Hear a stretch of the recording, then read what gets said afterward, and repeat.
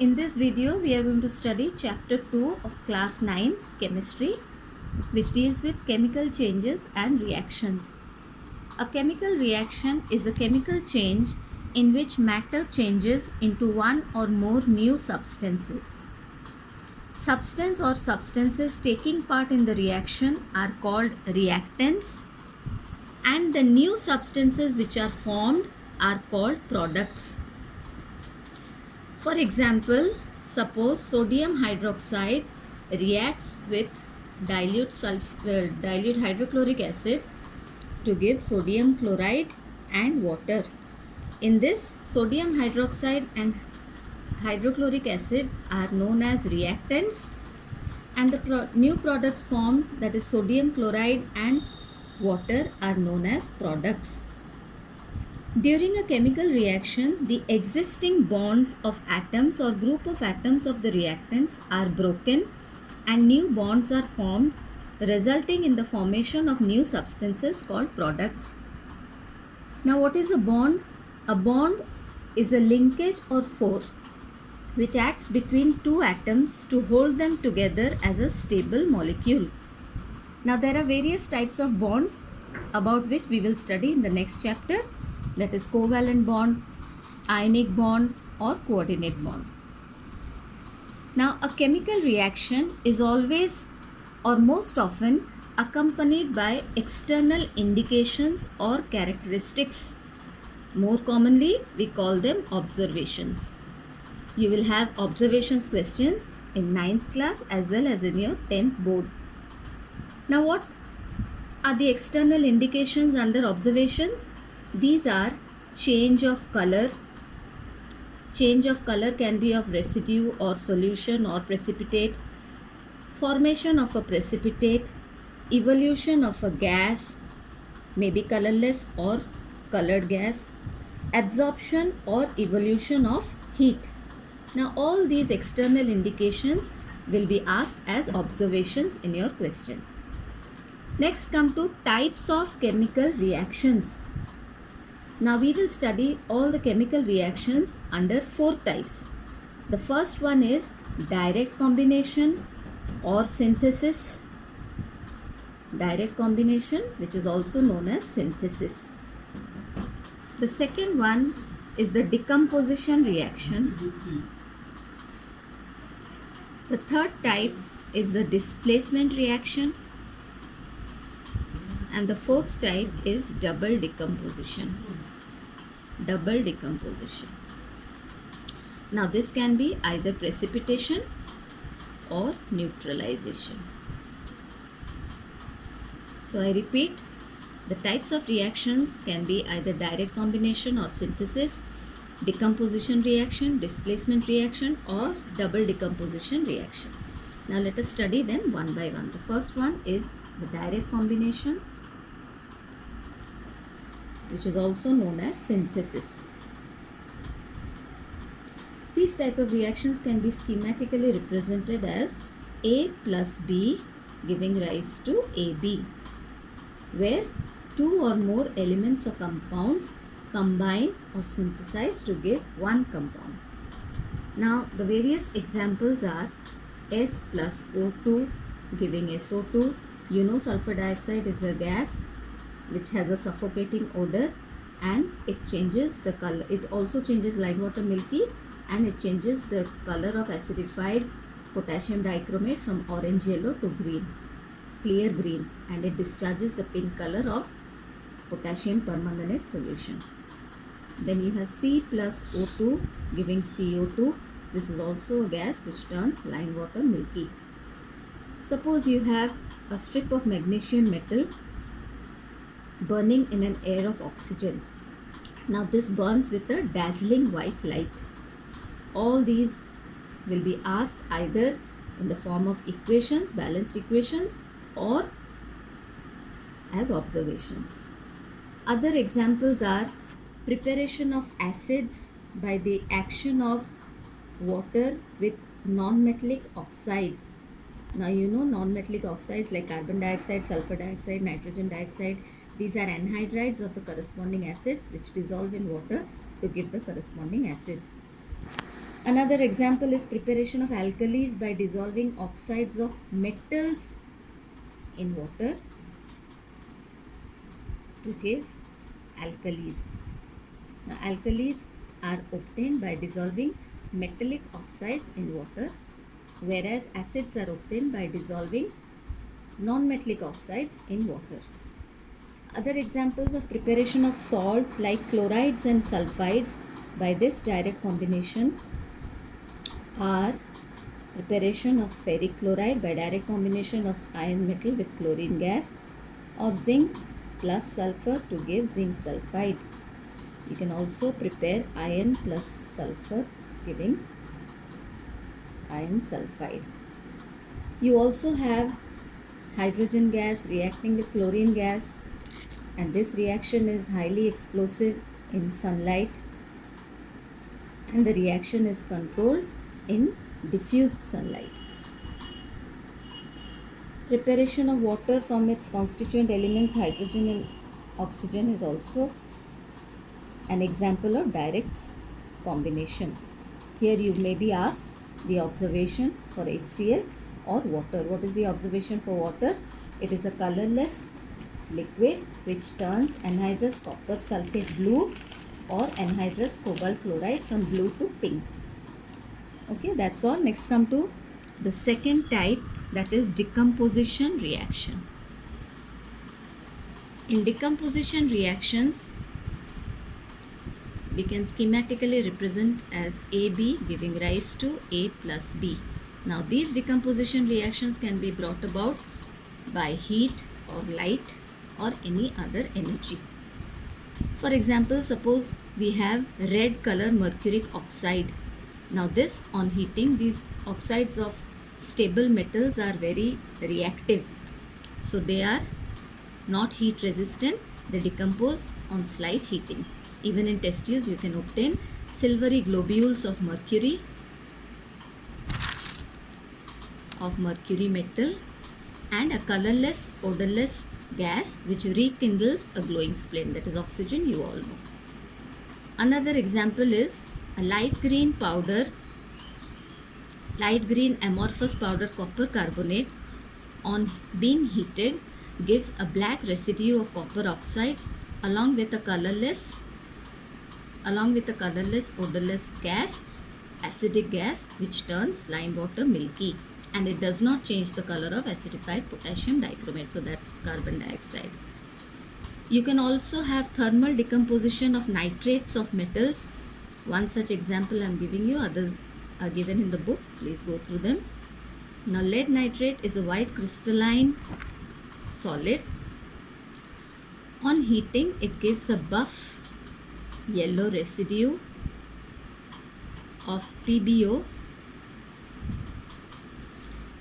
It also evolves a reddish brown nitrogen dioxide gas which turns freshly prepared ferrous sulfate solution brown.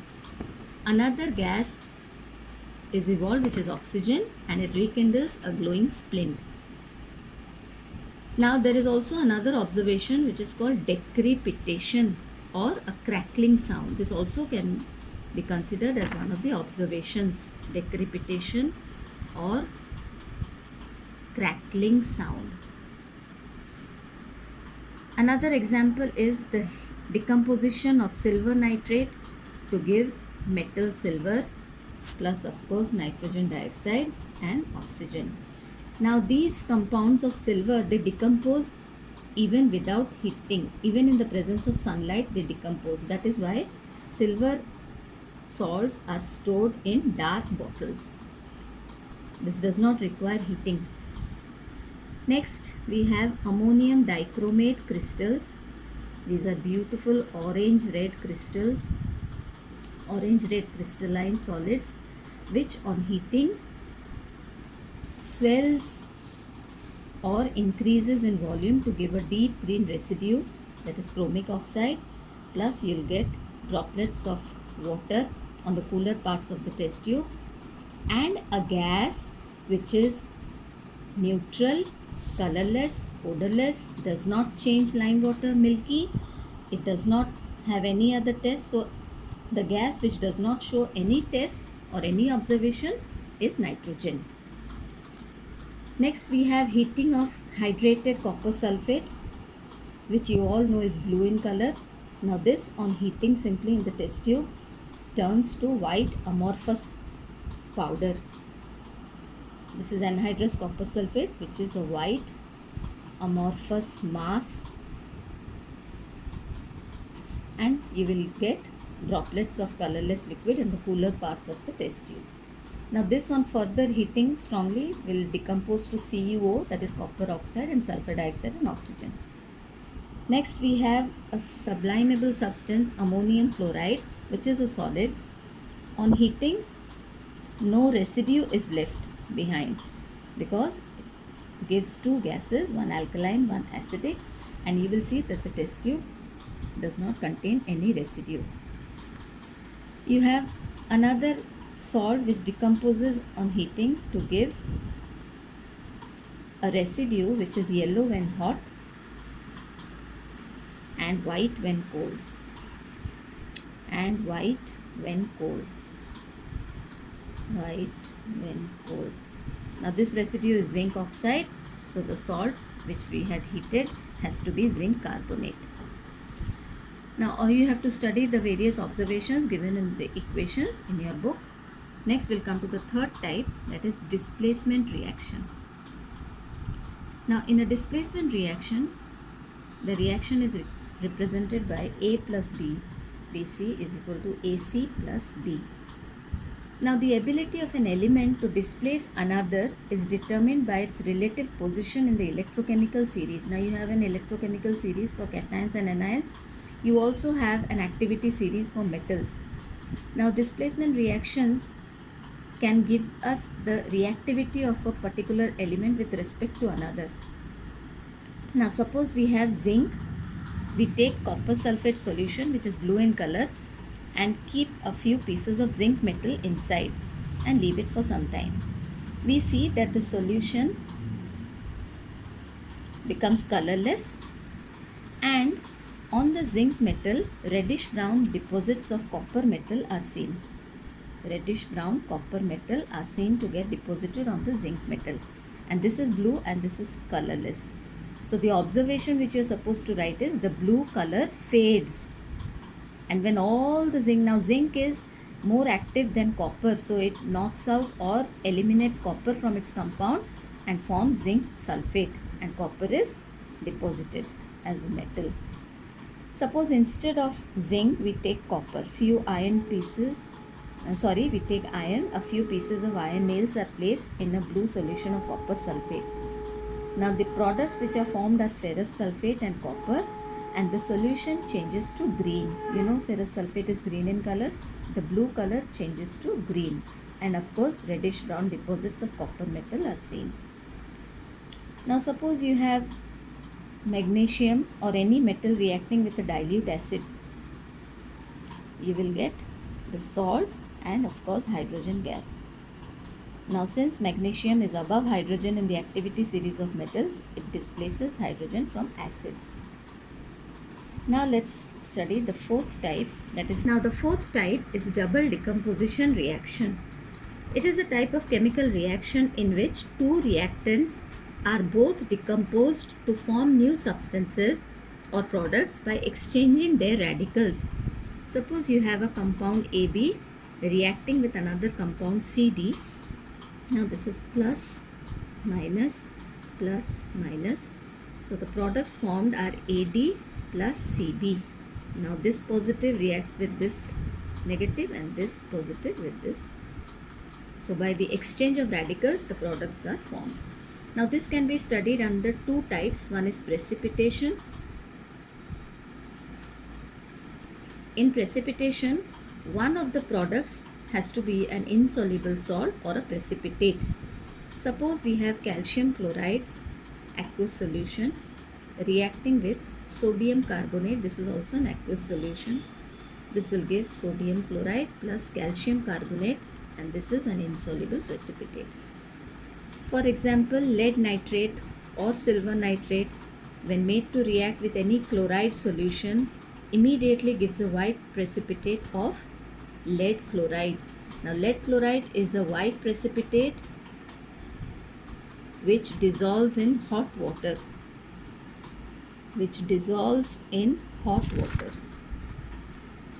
Now when you heat it, the precipitate dissolves to get a colorless solution. Again on cooling, the precipitate reappears. Next we have ferrous sulfate plus sodium hydroxide. Now sodium hydroxide is a laboratory reagent used to detect the presence of cations. Just like ammonium hydroxide, it precipitates all the metals as their insoluble hydroxides. Now ferrous hydroxide is a dirty green or light green precipitate. Similarly, with ferric chloride, sodium hydroxide gives sodium chloride. With ferric chloride solution, sodium hydroxide will give sodium chloride plus ferric hydroxide. This is a reddish brown precipitate. This is a dirty green precipitate. Similarly, with copper solutions, sodium hydroxide will give light blue precipitate or bluish white precipitate of copper hydroxide. So these are all precipitation reactions. We have another type of double decomposition reaction, that is called neutralization. Now this is a reaction between an acid and a base to give salt and water only. Now examples are, suppose we take sodium hydroxide, which is an alkali. It reacts with a dilute acid, nitric acid, to give the salt sodium nitrate plus water only. Another neutralization reaction is the reaction of copper oxide, which is a base, with dilute sulfuric acid to give copper sulfate plus water. These are examples of neutralization reaction. Next, chemical reactions can be brought about either by heat, light, or electricity. Now, when a reaction proceeds by evolution of heat, it is known as exothermic reaction. You already know. And if a reaction proceeds by absorption of heat, it is known as endothermic reaction. Absorption of heat. Now let us study few examples of exothermic and endothermic reaction. The first one is the reaction of nitrogen gas with hydrogen gas to give ammonia. Of course, you need certain conditions like 450 to 500 degrees Celsius temperature and 200 to 900 atmospheric pressure. You need molybdenum as the promoter and finely divided iron as the catalyst. We have to study all these. Then oxygen and hydrogen reacting to give water. Another important reaction is the catalytic oxidation of ammonia to give nitric oxide and water. These are some examples of exothermic reaction. Now adding of water to calcium oxide to give calcium hydroxide is also an exothermic reaction. Next, endothermic reactions. One such reaction occurs during lightning, where the temperature is nearly 3000 degrees Celsius, and this is enough for nitrogen of air to combine with oxygen of air to give nitric oxide. Then burning of fuels,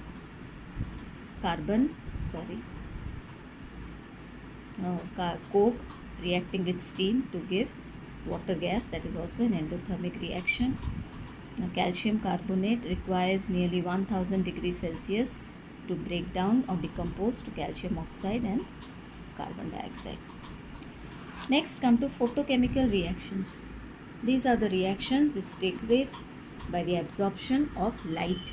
One such example is photosynthesis.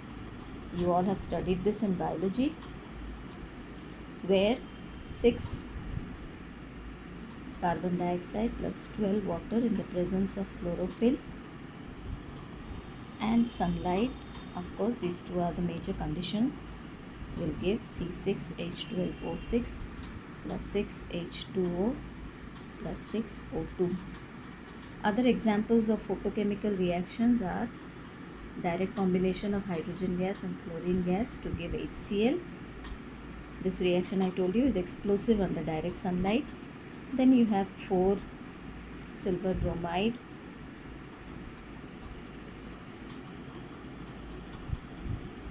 This is another example of photochemical reaction.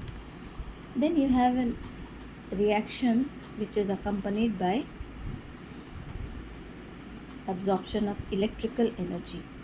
Now these are brought about when electric current is passed through either solution or aqueous solution or molten electrolytes, and these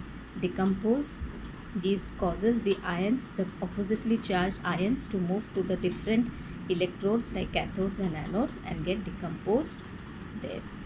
For example, this has to be acidified by adding a few drops of dilute sulfuric acid. Details of this process you will study in 10th.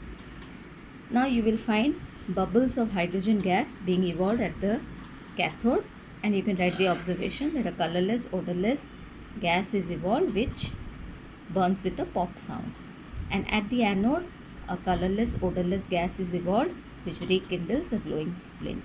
And you will always see that the volume at the volume of the gas produced at the cathode and anode is always 2:1. Okay, that's all in this chapter.